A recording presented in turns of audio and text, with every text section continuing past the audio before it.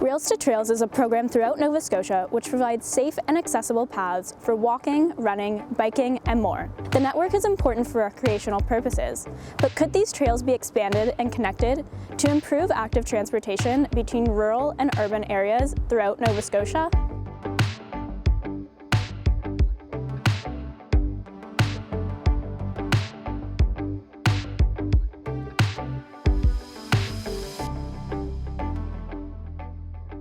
Rail trails are multi-purpose public paths constructed over abandoned, unused railways.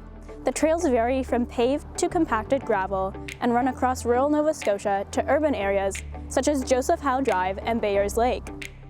Since the railways are already relatively long and flat, the infrastructure is primed for active transportation. Many railways are also through scenic paths along bodies of water and through historic locations. This adds to the experience of these repurposed trails and can even make them a tourist attraction. Railways which have been converted to multi-use paths have proven to be successful all around the world, notably in Germany, the United Kingdom, Spain, Australia, and the United States.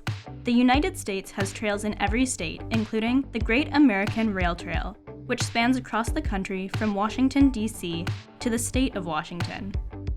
Here in Canada, every province has implemented a program to help convert unused rail lines to trails, helping to connect the East and the West Coast as part of the Trans-Canada Trail. Initial construction funding for these trails in Nova Scotia is covered by the provincial government. However, management is taken on by local community groups.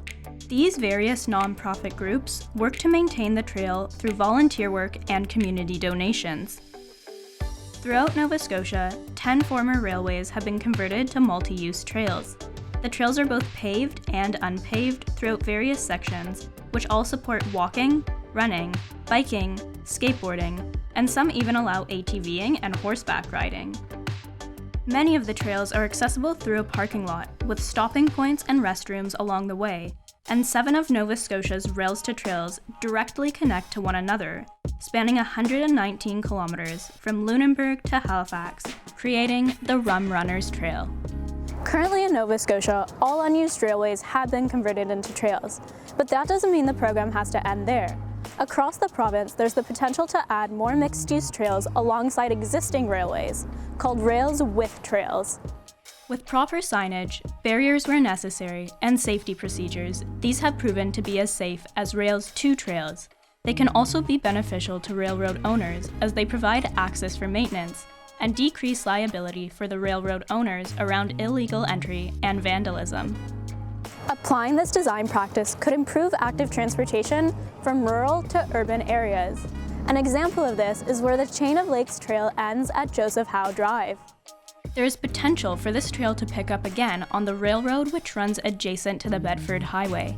This trail would connect the Bedford area directly to the peninsula, to St. Margaret's Bay, Chester, and Lunenburg. Another example of a potential rail with trail is at the end of Atlantic View Trail in Shearwater, where the trail switches back to a railway. Implementing a rail with trail could connect rural areas such as East Lawrencetown directly to the Woodside Ferry Terminal, and many locations throughout Dartmouth. With connectivity being such an important part of our communities, expanding the Rails to Trails network through additional active transportation projects like Rails with Trails, we can maximize its full potential, driving us full steam ahead into a well-connected, active province.